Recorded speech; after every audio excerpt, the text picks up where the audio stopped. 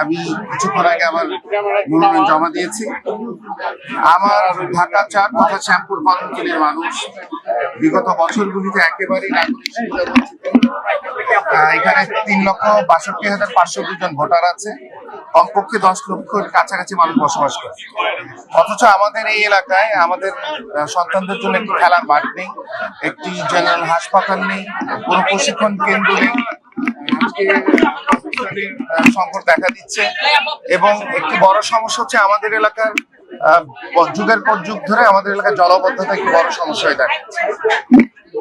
আরেকটি বিষয় হচ্ছে যে আমাদের এলাকার একটি বড় অংশকে গত প্রায় ৮-৯ বছর আগে তারা খাসমহল হিসেবে ঘোষণা করেছে। তো সেইখানেও অনেক সমস্যা তৈরি হচ্ছে, পারিবারিক বন্ধন ভেঙে যাচ্ছে এটার কারণে। এছাড়া আমাদের এলাকায় একেবারে মাদকের সয়লাভ হয়ে গেছে, কিশোর গ্যাংয়ের অনেক আছে, সেখানে নারীরা নিরাপদ নয়। একটি সুন্দর নিরাপদ বাসযোগ্য ঢাকা ৪ করার জন্য আমি নির্বাচনে অংশ নিচ্ছি।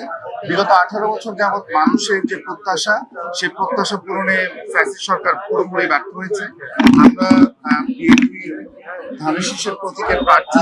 আমি রাত দিন পরিশ্রম করবো মানুষের প্রত্যাশা পূরণে এবং এলাকার যত সমস্যা আছে সেই সমস্যাগুলি এলাকার মানুষকে সামনে নিয়ে তাদেরকে পাশে নিয়ে তাদের কথা আমরা এই সমস্যাগুলি সমাধানে কাজ করি।